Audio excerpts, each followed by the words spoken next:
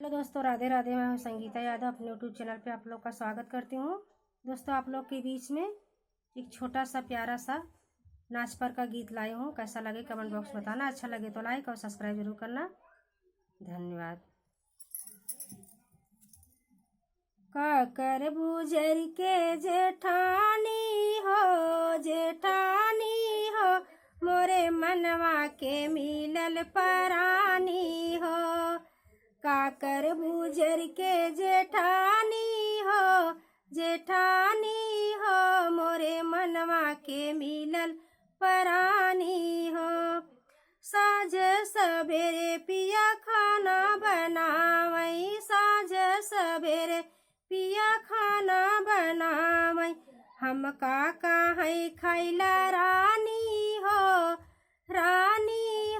मोरे मनवा के मिलल परानी हो। काकर बुझर के जेठानी हो मोरे मनवा के मिलल परानी हो। साँझ सवेरे पिया झाड़ू लगावे, साँझ सवेरे पिया झाड़ू लगावे। हम का काहे बैठा रानी हो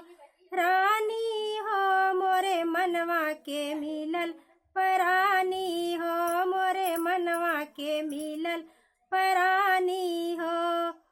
काकर बुझर के जेठानी हो मोरे मनवा के मिलल परानी हो। साँझ सवेरे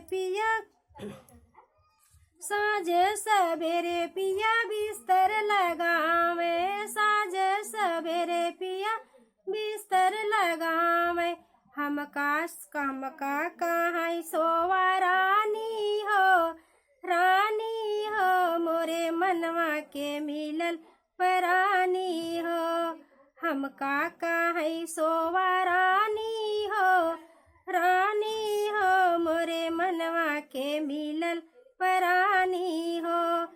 काकर बुझर के जेठानी हो मोरे मनवा के मिलल परानी हो। धन्यवाद दोस्तों। ये गाना कैसा लगा कमेंट बॉक्स में बताना। अच्छा लगे तो लाइक और सब्सक्राइब जरूर करना। दोस्तों, हमारे चैनल पर बहुत ढेर सारा आशीर्वाद प्यार दुलार देना।